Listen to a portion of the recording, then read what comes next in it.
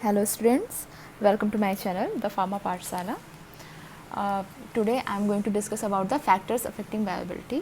इससे पहले कि जो लेक्चर था उसमें भी मैंने बायोबिलिटी डिस्कस करी थी और जो टॉपिक था वो था बायोबिलिटी and the factors affecting बायोबिलिटी।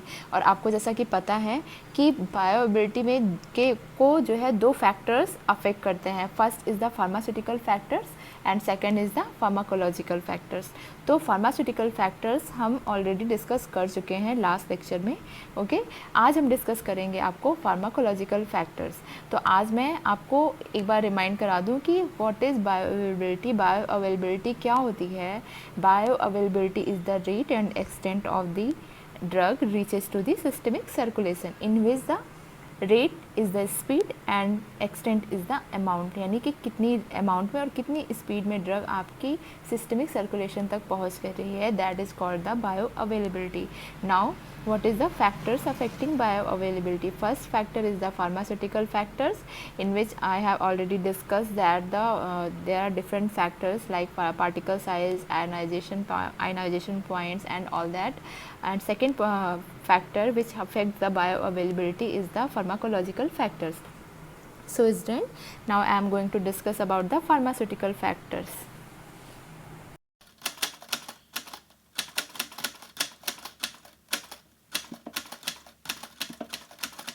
So the pharmacological factors which affects the bioavailability, there are 5 factors which affect the bioavailability of any drug. That first one is the gastric emptying and gastrointestinal motility. Second one is the gastrointestinal diseases. Third is the food and other substances. Fourth is the drug and drug interactions and fifth is the pharmacogenetic factors.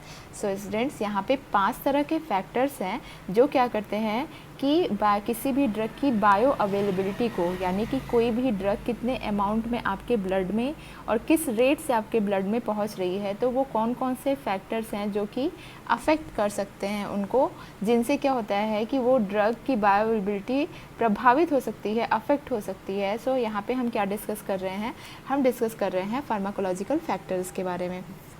तो जो first factor है जो कि क्या करता है कि bio availability को अफेक्ट करता है is the gastric emptying and gastro intestinal motility. ठीक है, इसको अभी हम डिटेल में डिस्कस करेंगे। Second is the gastro intestinal diseases, यानी जो आपकी जीआईटी में जो भी आपकी डिजीजेज होती हैं, that one. Third is the food and other substances, यानी फूड भी क्या कर रहे हैं कि आपके ड्रग की बायो अवेलेबिलिटी को अफेक्ट कर रहे हैं। ठीक है, fourth is the drug and drug interaction, drug and drug का इंटरेक्शन जो होता है वो भी अफेक्ट करता है बायोअवेलेबिलिटी को। And fifth is the pharmacogenetic factors. The first pharmacological factors which affects the bioavailability is the gastric emptying and the gastrointestinal motility.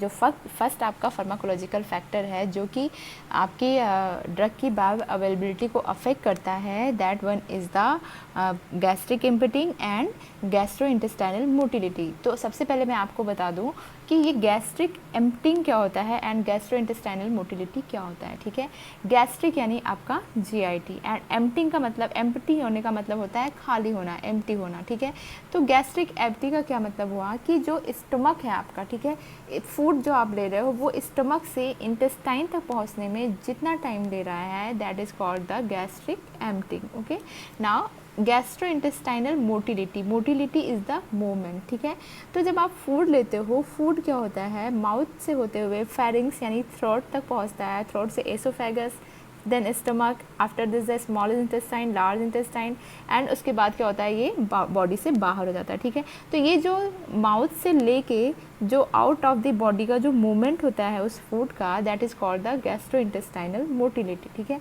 तो अब आपको यहाँ पे एक जानना है कि कैसे गैस्ट्रिक एम्पटिंग और गैस्ट्रो इंटेस्टाइनल मोटिलिटी किस तरह से क्या कर रहा है, बायो अवेलेबिलिटी को अफेक्ट कर रहा है।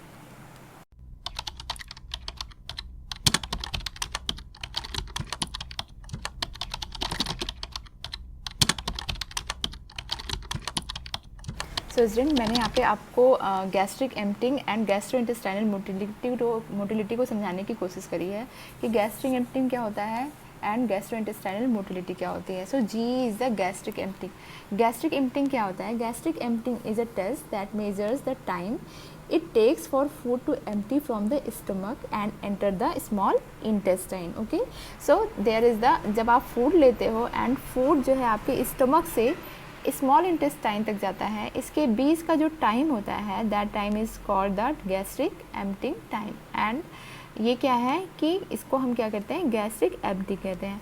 सेकेंड टर्म जो है आपका है ये gastro intestinal motility. Okay, so gastro intestinal motility is the movement of food from the mouth to the through the pharynx and then esophagus, then stomach, after this the small intestine and then large intestine, then out of the body that is called the gastrointestinal motility। ये मतलब इसका क्या हुआ कि food जब आप लेते हो वो माउथ से होते हुए फेरिंग्स तक जाता है, फेरिंग्स से होते हुए एसोफेगस, एसोफेगस से स्टमक, स्टमक से small intestine, large intestine and then out of the body.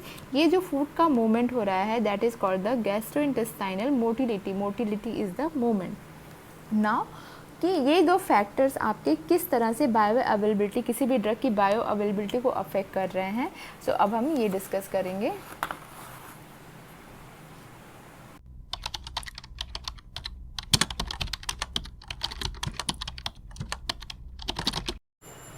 So student, हम डिस्कस कर रहे थे इसके बारे में। तो ये जो आपके गैस्ट्रिक एम्प्टिंग है एंड गैस्ट्रोइंटेस्टाइनल मोटिलिटी है वो किस तरह से आपकी बायो अवेलेबिलिटी को अफेक्ट करती है। तो जब भी क्या होगा कि कोई भी फैक्टर, यानी कि कोई भी फूड, ड्रग या कोई भी चीज़ जो क्या कर रही है कि आपकी गैस्ट्रिक एम्प्टिंग टाइम और गैस्ट्रोइंटेस्टाइनल मोटिलिटी को इंक्रीज़ कर रही है, तो उसके साथ क्या हो रहा है कि उसकी उस ड्रग की बायो अवेलेबिलिटी भी इंक्रीज़ हो रही है। कैसे इंक्रीज़ हो रही है कि जब क्या होता है कि आपके स्टमक में या कहीं भी आपकी बॉडी की जीआईटी में या गैस्ट्रोइंटेस्टाइनल ट्रैक में कहीं जो डाइजेस्टिव सिस्टम होता है वहाँ पे फूड प्रेजेंट होता है, तो फूड क्या करता है कि एक सरफेस एरिया जो है घेर कर रखता है। ठीक है, तो जिससे क्या होता है कि ड्रग जो है उतनी प्रॉपर एक्सपोज नहीं होती है। ठीक है, वहाँ की जो ऑर्गन्स होते हैं, वहाँ की जो मेम्ब्रेन्स होती हैं उनसे उतनी प्रॉपर एक्सपोज नहीं होती है, तो उससे क्या होता है कि उसकी बायोबिलिटी उतनी अच्छी नहीं होती। इन केस अगर क्या हो रहा है कि गैस्ट्रिक एम्प्टिंग का टाइम जो है बढ़ रहा है और ये गैस्ट्रिक मोटिलिटी बढ़ रही है, तो उससे क्या होगा कि ड्रग क्या होगी कि उसको लार्ज सरफेस एरिया मिलेगा एक्सपोज होने के लिए स्मॉल इंटेस्टाइन में। ठीक है, जिससे क्या होगा कि उसकी बायो अवेलेबिलिटी क्या होगी, बढ़ जाएगी। यानी कि जो उसकी बायोबिलिटी, जो उसका रेट एंड एक्सटेंट है, जो इसकी स्पीड और अमाउंट है बॉडी ब्लड तक पहुंचने का, वो क्या होगा, बढ़ जाएगा। So this is the first factor is the gastric emptying and gastrointestinal motility. अगर कोई भी फैक्टर इस गैस्ट्रिक एम्प्टिंग या गैस्ट्रोइंटेस्टाइनल मोटिलिटी को क्या कर रहा है, बढ़ा रहा है, तो इसकी वजह से क्या हो रहा है कि बायो अवेलेबिलिटी भी बढ़ रही है, क्योंकि इससे क्या हो रहा है कि ड्रग को एक लार्ज सरफेस एरिया मिल रहा है एक्सपोज होने के लिए। That's why. So next pharmacological factor which affects the bio availability is the gastrointestinal diseases. यानी कि आपकी जो डाइजेस्टिव सिस्टम की जो डिजीजेज हो रही हैं, गैस्ट्रोइंटेस्टाइनल ट्रैक की जो डिजीजेज हो रही हैं, उनकी वजह से भी क्या हो रहा है कि आपकी बायो अवेलेबिलिटी अफेक्ट हो रही है। ठीक है, so there are many gastrointestinal diseases which have an effect on the bio availability. तो यहाँ पे मैं आपको एक डिजीज़ को एक्सप्लेन करके बताऊँगी कि ये क्या कर रही है कि कुछ ड्रग की बायो अवेलेबिलिटी को बढ़ा दे रही है। सो द एग्जाम्पल,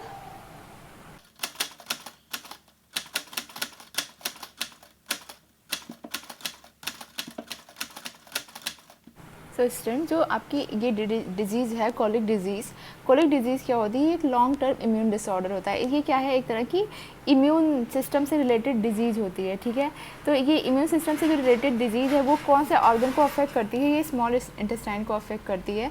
तो स्मॉल इंटेस्टाइन को जब ये अफेक्ट करती है तो यहाँ पे दो ड्रग हैं आपकी। फर्स्ट वन इज़ द सेफालेक्सिन का क्या कर रही है, ये एब्जॉर्प्शन को बढ़ा दे रही है। ठीक है, तो जब भी कॉलिक डिजीज़ में आप सेफालेक्सिन ड्रग ले रहे हो अगर उसमें, तो वहाँ पे क्या हो रहा है कि इसका एब्जॉर्प्शन बढ़ रहा है। तो अगर इसका एब्जॉर्प्शन बढ़ रहा है तो इसकी बायो अवेलेबिलिटी भी बढ़ रही है। whereas reduces the absorption of the amoxicillin। ठीक है, लेकिन यही सेम आपकी कॉलिक डिजीज़ क्या कर रही है, जो आपकी एंटीबायोटिक एमॉक्सिसिलिन है, इसके एब्जॉर्प्शन को ये रिड्यूस कर रही है, कम कर दे रही है, जिसकी वजह से क्या हो रहा है कि आपका ये इसकी बायो अवेलेबिलिटी भी कम हो रही है। सो colic disease is a long-term immune disorder that affects the small intestine and increases the absorption of cephalexin whereas reduces the absorption of amoxicillin। तो ये सेकेंड फैक्टर है, यानी कि अगर आपको कोई भी गैस्ट्रोइंटेस्टाइनल डिजीज़ है तो उसको क्या होगा कि कोई भी ड्रग क्या करेगी, किसी भी ये जो डिजीज़ होती है, ये डिजीज़ क्या करती हैं कि अफेक्ट करती हैं ड्रग की बायो अवेलेबिलिटी को, ये ड्रग की बायो अवेलेबिलिटी को बढ़ा सकती हैं या फिर घटा सकती हैं। The third factor which affects the bio availability is the food and other substance, यानी कि अगर आप फूड ले रहे हो किसी ड्रग के साथ तो उस ड्रग की बायो अवेलेबिलिटी पे क्या इफेक्ट होगा। तो जनरली क्या होता है कि जब भी हम ड्रग के बाद फूड लेते हैं, ठीक है, तो उससे क्या होता है कि जो आपकी ड्रग है उसका जो है रेट ऑफ द एब्जॉर्प्शन जो होता है वो तो कम हो जाता है, ठीक है, बट जो एक्सटेंट होता है, एक्सटेंट इज़ द अमाउंट, यानी कि जो अमाउंट होता है उसका सिस्टमिक सर्कुलेशन तक पहुंचने का वो कम नहीं होता है, बट उसकी जो स्पीड होती है सिस्टमिक सर्कुलेशन तक पहुंचने की वो कम हो जाती है। ये जनरली ऐसा ही होता है। So in general GI absorption rate is reduced after the ingestion of the food, although it has no effects on the extent of the absorption, यानी कि absorption का जो मतलब जो उस ड्रग का जो अमाउंट है वो उतने ही अमाउंट में एब्जॉर्ब होगी, उतने ही अमाउंट में आपके सिस्टमिक सर्कुलेशन में पहुँचेगी इन अगर आपके फूड स्टमक में प्रेजेंट है तो। बट अगर फूड प्रेजेंट है तो इसके केस में क्या होगा कि जो उसका रेट है, जिस रेट से वो पहुँच रही है वो उसकी रेट जो है रिड्यूस हो जाएगा। तो यहाँ पे हम एग्जांपल लेंगे कुछ। तो एक एग्जांपल मैं लूँगी, that is the one drug is the rifampicin. Rifampicin के केस में क्या होता है कि एक एंटीबायोटिक है, ठीक है। इसके केस में क्या होता है कि जब हम इसको क्या कहते हैं कि मील के बाद लेते हैं, ये दवा, ये मेडिसिन खाना खाने के बाद लेते हैं, तो इससे क्या होता है कि इसका रेट एंड एक्सटेंट दोनों ही डिक्रीज हो जाता है, ठीक है। बट अगर आप टेट्रासाइक्लिन जो अदर ड्रग है, अगर इसको आप फूड के साथ ले रहे हैं तो इससे क्या होगा कि इसका जो है एब्जॉर्प्शन जो है डिक्रीज होगा। तो इसका एब्जॉर्प्शन क्यों डिक्रीज होता है, क्योंकि ये कॉम्प्लेक्स का फॉर्मेशन करती है। सो मैं यहाँ पे आपको दोनों ही डिस्कस कर दे रही।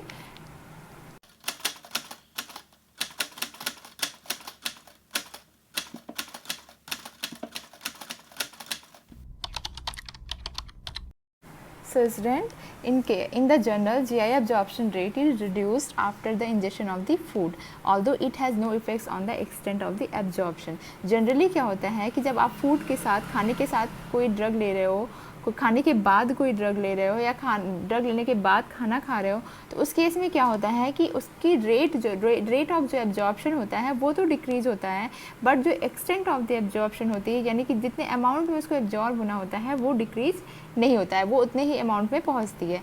तो in case of certain drugs like rifampicin is the antibiotic. Rifampicin को अगर आप मील के बाद यानी खाने के बाद ले रहे हो तो इस केस में क्या हो रहा है कि इसका rate and extent both reduce, यानी कि इसमें क्या इसके केस में क्या हो रहा है कि आपका जो ड्रग की रेट है, यानी कि जो स्पीड है, जिस स्पीड में वो पहुंच रही है आपकी सिस्टमिक सर्कुलेशन में, and the extent is the amount, ये दोनों ही रिड्यूस हो रहा है।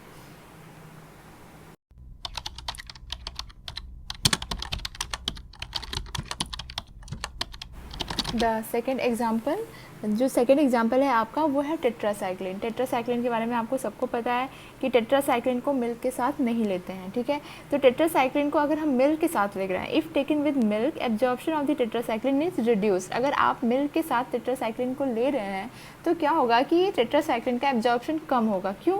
क्योंकि जब आप टेट्रासाइक्लिन लेते हो तो कुछ मेटल आयंस होते हैं जो प्रेजेंट होते हैं, ठीक है, स्टमक में और या फिर आपकी बॉडी में कहीं पे भी प्रेजेंट है, इंटेस्टाइन डाइजेस्टिव ट्रैक में कहीं भी प्रेजेंट है मेटल आयंस। तो ये टेट्रासाइक्लिन क्या करती है, उनके साथ कॉम्प्लेक्स फॉर्म करती है, चिलेट्स फॉर्म करती है। तो ये कॉम्प्लेक्स जो फॉर्म होते हैं टेट्रासाइक्लिन्स के उन मेटल आयंस के साथ, तो वो क्या होते हैं कि पुअरली एब्जॉर्ब होते हैं, यानी कि ये पूरी तरह से एब्जॉर्ब नहीं होते हैं। तो ये जो टेट्रासाइक्लिन है वो क्या कर रही है, कैल्शियम के साथ कॉम्प्लेक्स फॉर्म कर रही है। तो इसकी वजह से क्या हो रहा है कि ये टेट्रासाइक्लिन आपकी बहुत ही, इसका जो एब्जॉर्प्शन रेट है वो बहुत ही कम हो जा रही है, ठीक है। तो यहाँ पे आपके फूड एंड अदर सब्सटेंसेज में आपकी दो ड्रग का मैंने एग्जांपल बताया। तो जनरली क्या है कि फूड क्या कर रहे हैं कि ड्रग के एब्जॉर्प्शन रेट को डिक्रीज़ कर रहे हैं, बट उसके अमाउंट को डिक्रीज़ नहीं कर रहे हैं। इन बस एक आपका यहाँ पे एक वो ये है एक्सेप्शन है राइफेम्पिसिन। राइफेम्पिसिन एक एंटीबायोटिक है जिसकी केस में क्या हो रहा है कि अगर आप इसको मील के बाद ले रहे हैं, खाने के बाद ले रहे हैं, तो क्या हो रहा है कि इसका रेट एंड एक्सटेंट यानी स्पीड और अमाउंट दोनों ही कम हो रहा है। बट अगर यहाँ पे हम अदर एग्जांपल लें, that is the tetracycline. Tetracycline के केस में क्या हो रहा है, अगर आप दूध के साथ, मिल्क के साथ टेट्रासाइक्लिन ले रहे हैं तो इस केस में क्या हो रहा है कि ये टेट्रासाइक्लिन कैल्शियम के साथ कॉम्प्लेक्स फॉर्म कर रहा है और ये कॉम्प्लेक्स का एब्जॉर्प्शन बहुत ही कम होता है। तो इसलिए क्या हो रहा है कि इसका टेट्रासाइक्लिन का एब्जॉर्प्शन भी ओवरऑल डिक्रीज हो रहा है। So this one is the third pharmacological factors which affect the bioavailability. आपको पता है है कि जब ये एब्जॉर्प्शन आपका डिक्रीज होगा तो उसकी बायोअवेलेबिलिटी भी डिक्रीज होगी। So next pharmacological factor which affect the bioavailability is the drug drug interaction. तो ये ड्रग इंटरेक्शन ये आपकी एक यूनिट में प्रेजेंट है ये टॉपिक, और इसको बहुत ही ब्रॉडली मैं डिस्क्राइब करूँगी आपको, बट यहाँ पे मैं बहुत ही शॉर्ट में आपको बताती हूँ कि ड्रग इंटरेक्शन होता क्या है। ड्रग क्या है आपको पता है, ड्रग मेडिसिन होती है, ठीक है। इंटरेक्शन क्या है, इंटरेक्शन यानी किसी के साथ मिलना, इंटरैक्ट करना, ठीक है। तो ड्रग इंटरेक्शन का क्या मतलब होता है कि जब एक ड्रग किसी अदर सब्सटेंस या किसी अदर ड्रग के साथ मिलके क्या कर रही है, मिलती है, तो उससे क्या होता है कि उनमें से किसी एक ड्रग का क्या हो रहा है कि फार्माकोलॉजिकल इफेक्ट चेंज हो जा रहा है, फार्माकोलॉजिकल जो एक्टिविटी है चेंज हो जा रही है। तो डिफरेंट टाइप के ड्रग इंटरेक्शन होते हैं, ड्रग इंटरेक्शन होता है, ड्रग फूड इंटरेक्शन होता है।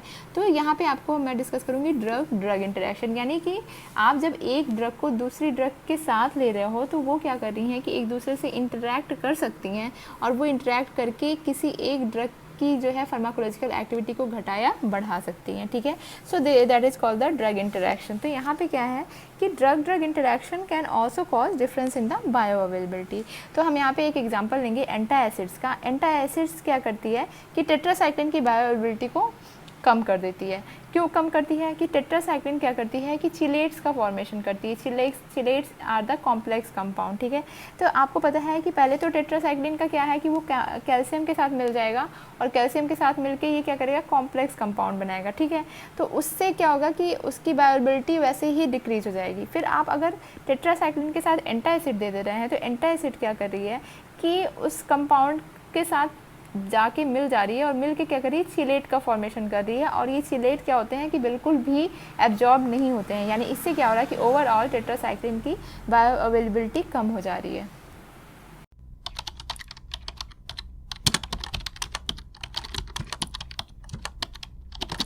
जैसा कि मैंने आपको बताया अभी कि क्या हो रही है कि बहुत सारे ड्रग एक दूसरे से इंटरैक्ट करके एक दूसरे की बायोअवेलेबिलिटी को कम कर देती हैं। तो यहाँ पे हमने एक एग्जांपल लिया एंटाएसिड्स का। तो जब आप एंटाएसिड्स को टेट्रासाइक्लिन के साथ देते हैं तो ये क्या करती है, टेट्रासाइक्लिन की बायोअवेलेबिलिटी को कम कर देती है। बायोअवेलेबिलिटी को कम कैसे करती है कि ये एंटाएसिड टेट्रासाइक्लिन के साथ बाइंड हो जाती है और चिलेट का फॉर्मेशन करती है। Chelates are the complex compound that are poorly absorb, ठीक है। तो इससे क्या होता है कि जब एंटाएसिड टेट्रासाइक्लिन के साथ मिलकर चिलेट का फॉर्मेशन करती है तो जिससे क्या हो रहा है कि टेट्रासाइक्लिन की बायोअवेलेबिलिटी कम हो जा रही है। That is the fourth factor. And fifth factor is the pharmacogenetic factors.